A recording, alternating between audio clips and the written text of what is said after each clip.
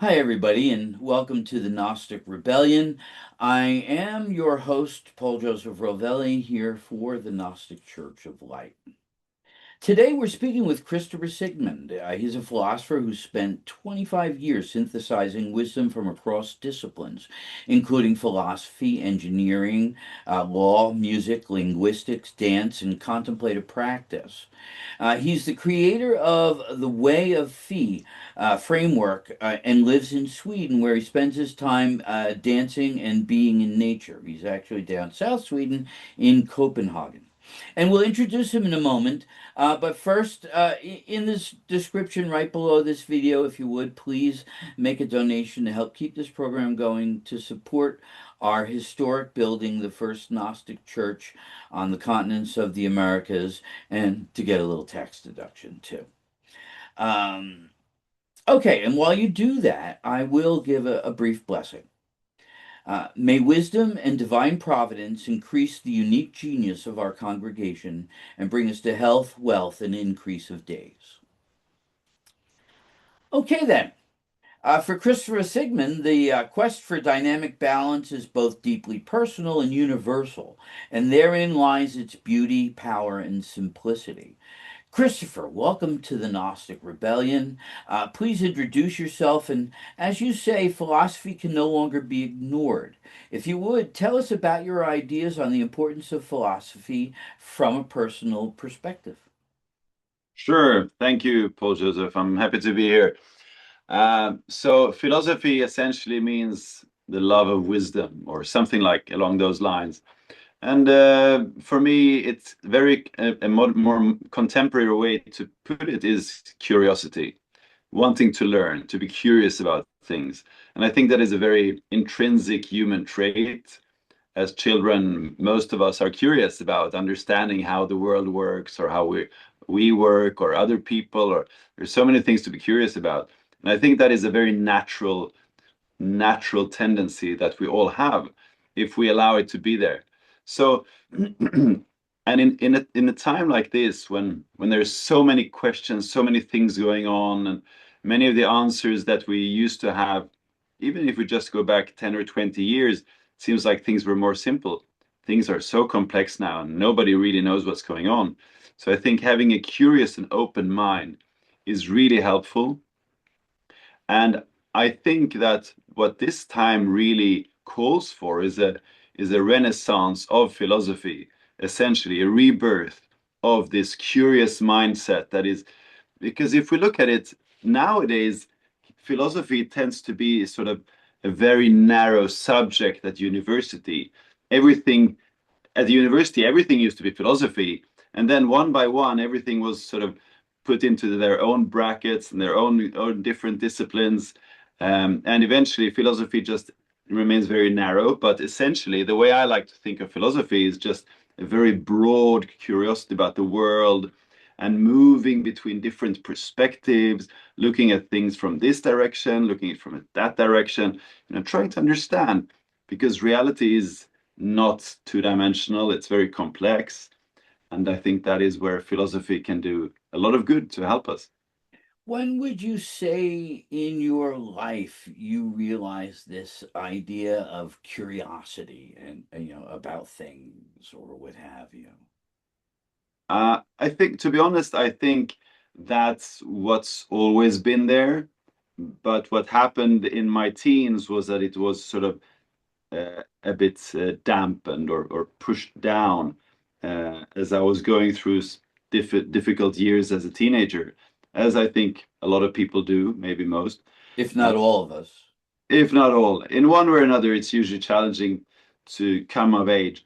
Um, but fairly quickly, I would say, I returned to that.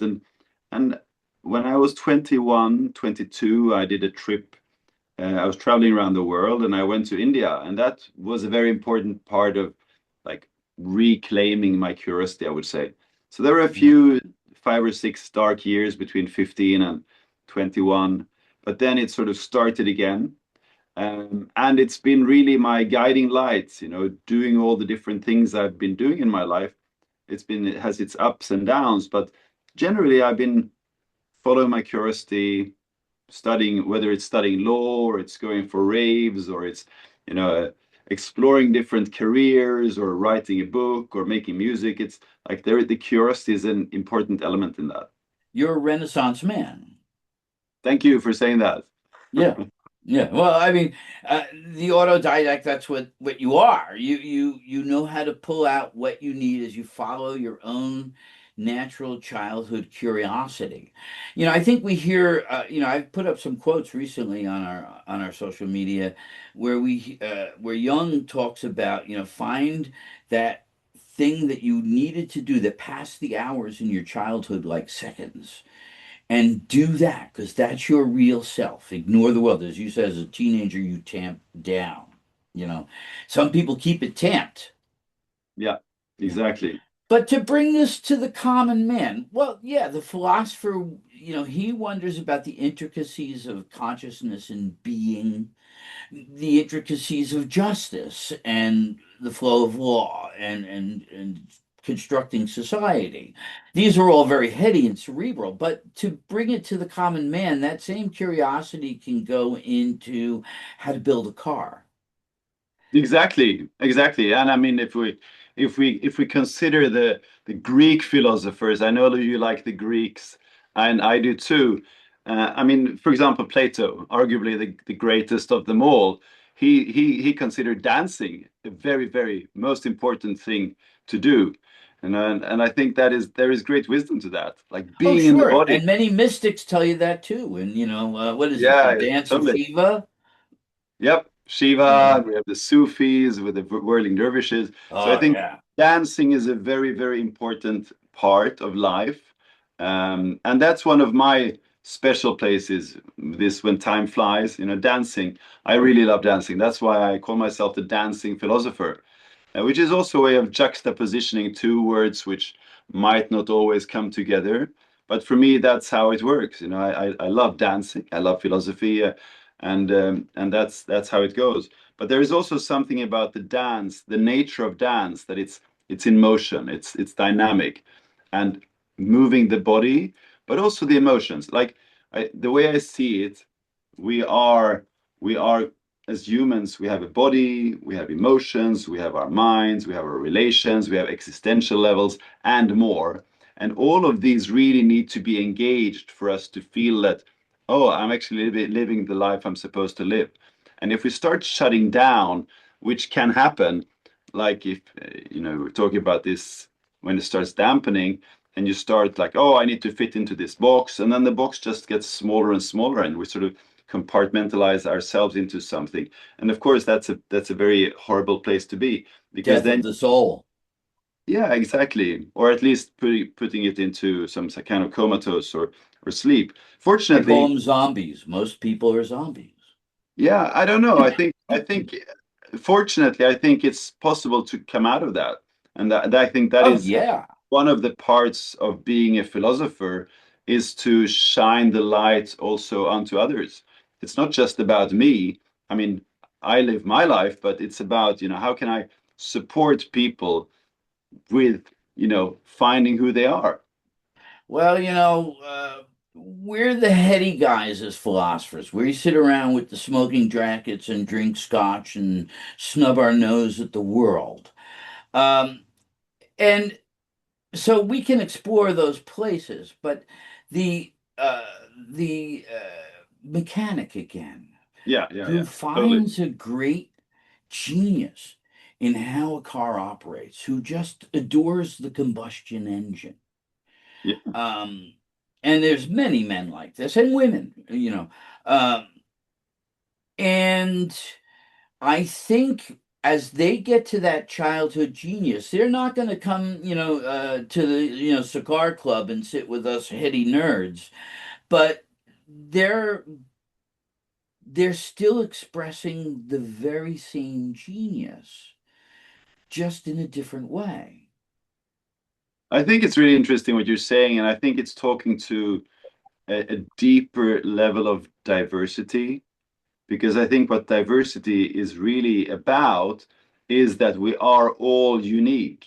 Some of us have a propensity towards, you know, fixing a car, or we're using our bodies or our hands, and that's something very beautiful. Others are more, emotional and go into art, and but I think the problem is that in our society there is a very there is a tendency to put hierarchies around that certain things are better. If you're brainy, that's better than if you're a meanie working with your body, and then you should get paid more because you are using your brain, and someone who works with a body should be paid less, which is just a load of rubbish, I think, because Yeah, I think so too. But we get into that's the not the point. philosophy there. We get more into political and social philosophy there. Yeah, So, yeah, and I think it's really the danger lies again in the compartmentalization to say that all philosophers are.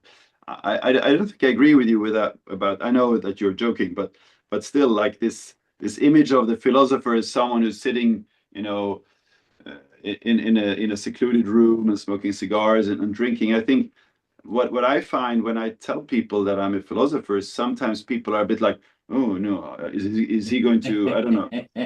And I think that is one of the problems because I think philosophy is applicable to everything. It's a bit like electricity. Oh, what are you going to use your electricity for? Well, loads of stuff.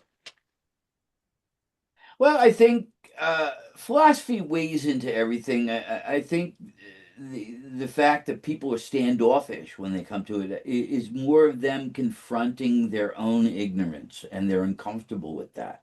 Just like, the common person doesn't like an intelligent person of any sort, because it makes them feel inferior. There's a whole psychology in that fits a lot of people. Um, And the philosopher is just one of those that fall in. Tell him you're a chess master. Come on. You know, uh, it's the same idea. Uh, and I think we haven't found a way to show the genius of the auto mechanic, the genius of the great carpenter, the janitor.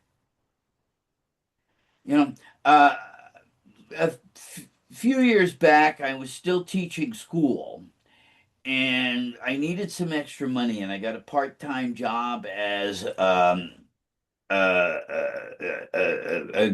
cashier at the Home Depot, which is a big department store chain for carpenters and electricians and stuff like that. And so I was just there to help people out 10 hours a week.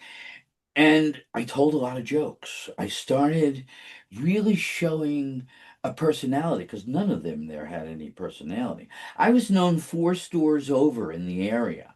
The guy that tells jokes at the Home Depot. People would stop and say, because like one day I remember I decided to make fun of everybody's clothes as they walked by. And one customer um, came back like a month later and said, I stood there for an hour and a half and watched you. It was the most hysterical thing I ever saw.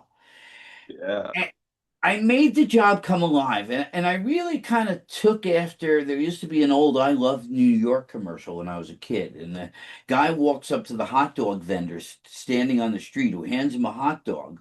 But when he hands him the hot dog, there's a little stick on it with a sign, made by Pete. And so what if everything you did, you put your name on? hmm, And it was really building up self-pride, and I think we haven't found a way to give the working class their due, and their connection to personal genius, which may make them philosophers in the end, hmm. where they might not have ever been. Yeah, yeah. I think a lot of that starts early through school, through grading, when we're sort of taught to compare, and certain things are valued as better and or more desirable, and a lot of people might not adapt so well in school. Sometimes school was very difficult for me, and not because I had difficulties learning, but because it's a very special environment. and it serves some people, but it certainly doesn't work for everyone. Doesn't serve everyone, which I found out myself. When I got to college, I said, I succeeded despite my education.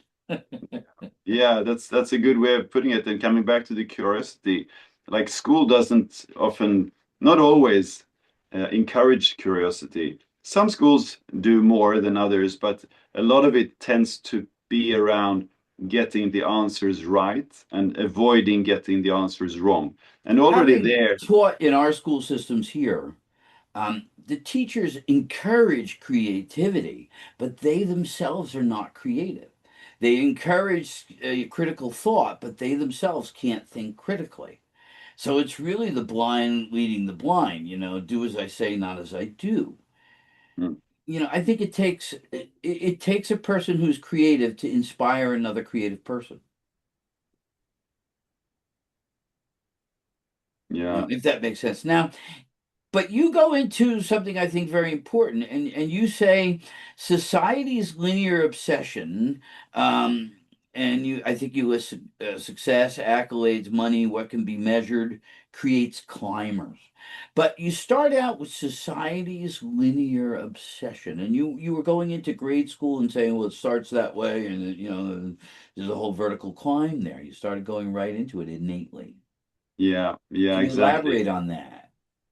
Yeah, sure. I think we're living in a society that values what can be measured way above what cannot be measured, and has done so for quite a long time, especially for the last 300 years since the so-called Age of Enlightenment, but even building up for thousands of years, really. And it's interesting because it's really connected to like the hierarchy between men and women.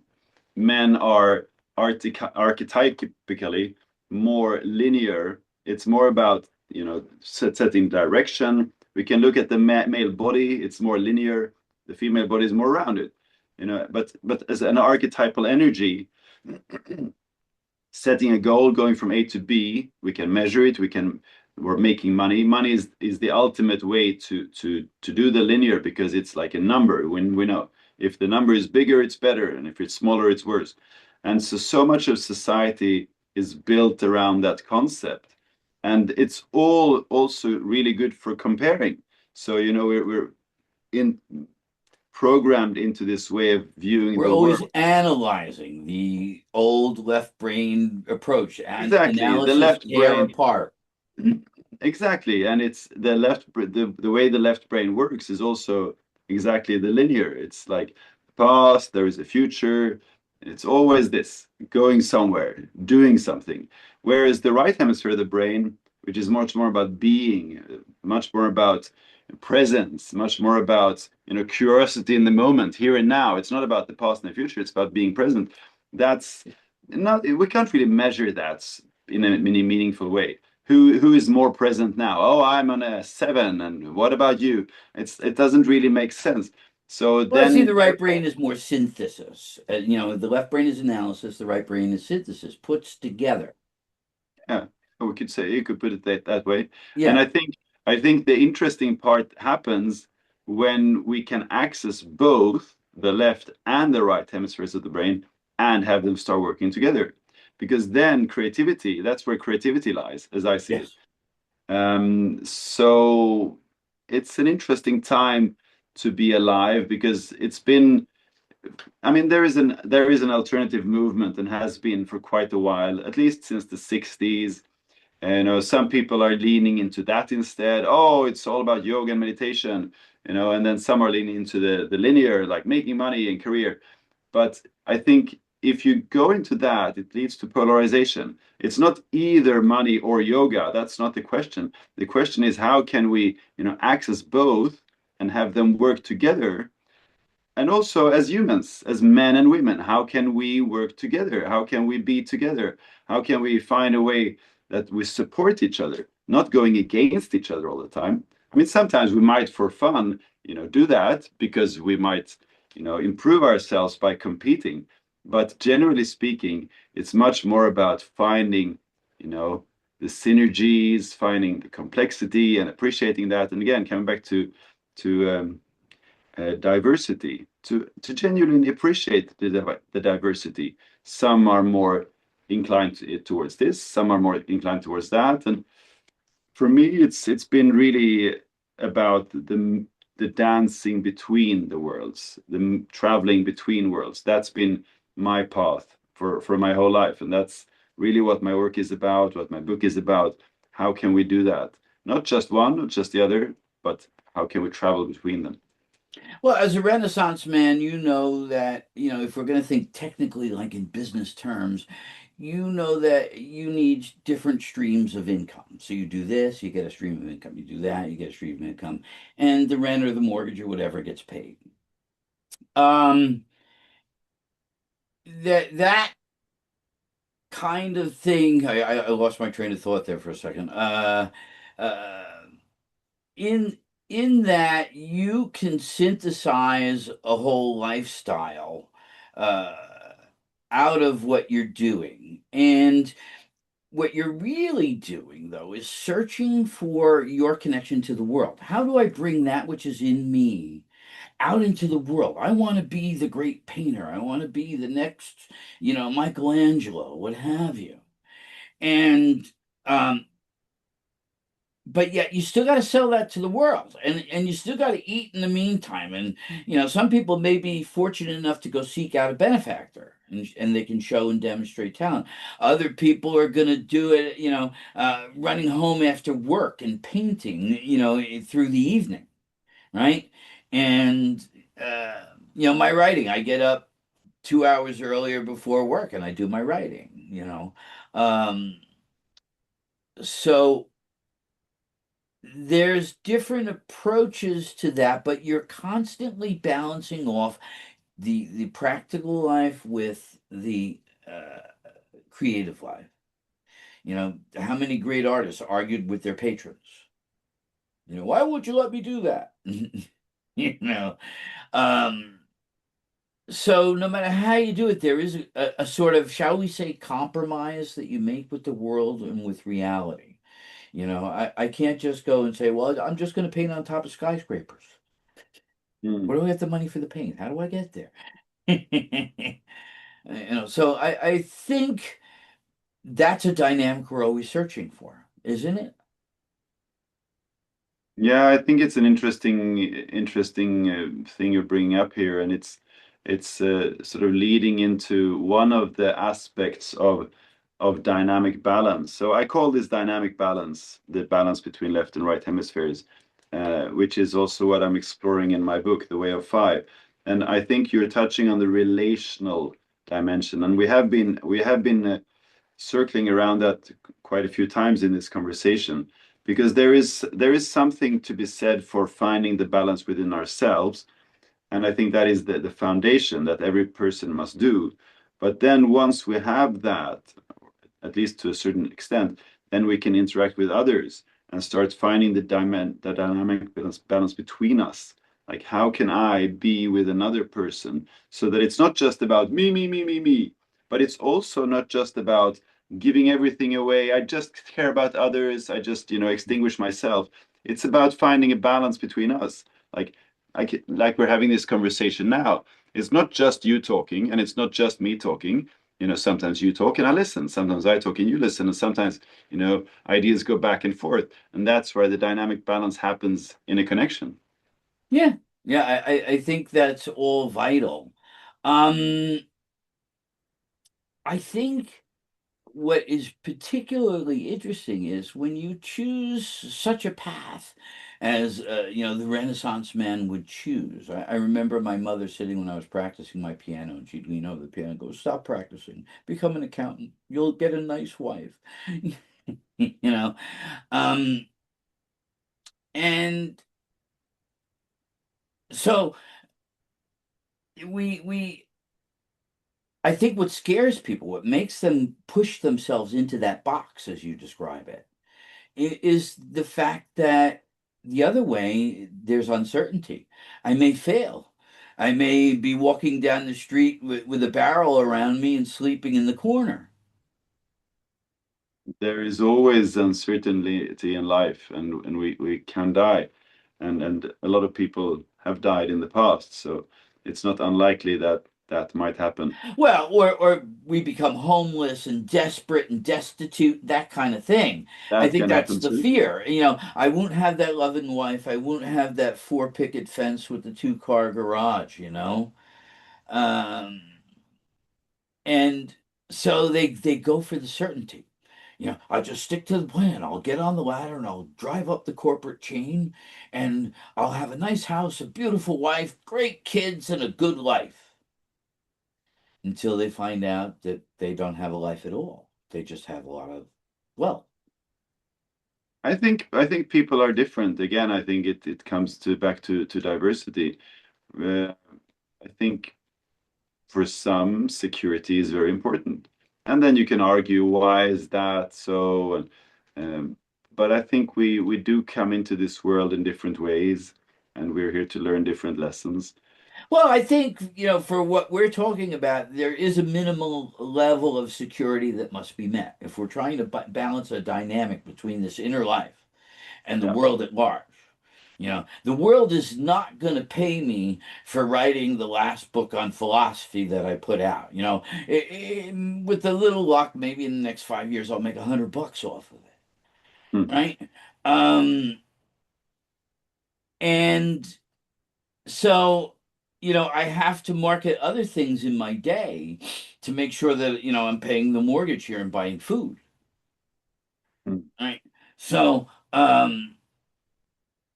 there is that balance and that minimal balance. When you give up, you know, you just say, "Oh, you know, I'm going to be the great artist till I'm walking down the street, you know, begging for food." It's not a viable way. It's just a way to self-destruction. Hmm.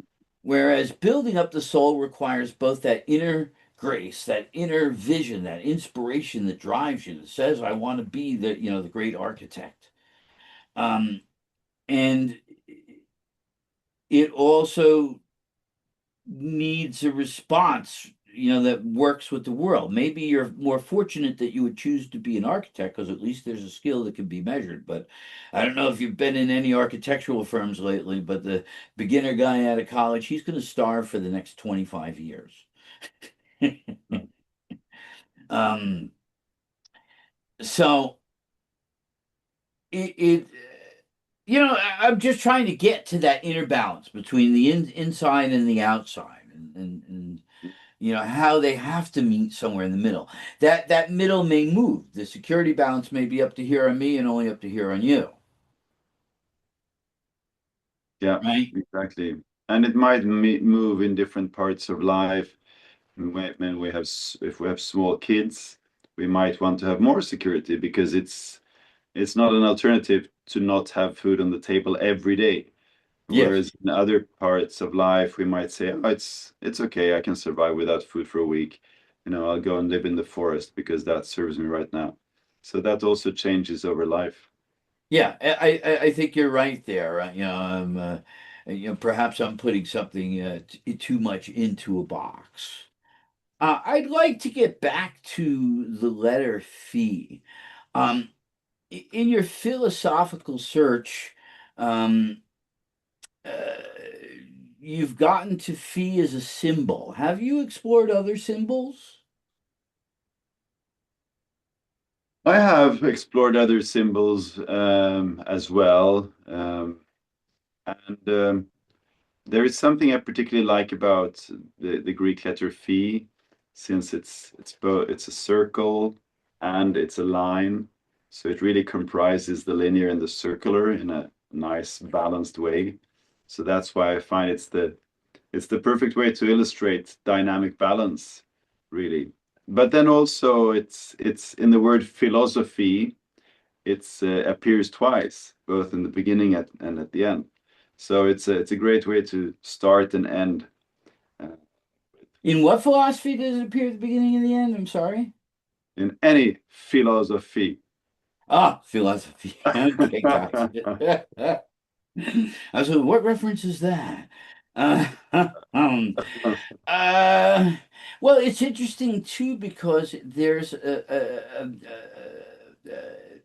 the way I'm looking, the way I can look at the symbol in and of itself without thinking about a Greek letter, it looks like the process of insemination. Yeah, there is It, that. it, it's Yeah, an egg being inseminated with life, yeah, you know, exactly. and or to create life. Um, have you thought of phi in any way as a symbol on those terms, where you're just looking at it graphically or connecting to something else that may not necessarily make sense right off? Uh, well, I've been looking at it from many different directions, and in the book, I use it. I sort of explore different. There are images in the book as well, so I'm looking at different kind of. I'm playing with the symbol in different ways, and I still keep discovering new things there because I think that's the beauty of symbols, really. That the symbol that is a powerful symbol is it's almost like it's alive. It keeps opening up and it can appear in different and unexpected places. I think a good symbol can come to life in your soul, you know. Yeah, and it's like a certain way of viewing things. You know, if we look at that through that symbol, what can we see? And if we look at the phi from above, it's like we're looking at the brain with the left and the right hemisphere. So there's that. Um, so yeah, I really like it. Symbols open up different parts of the soul in and of themselves. They're worth studying. Any Mhm. symbol, really. Yeah. Um, even the more hard ones, I would dare say, to help us to understand the darker parts of our own internal architecture. Mhm. Um, okay, Christopher.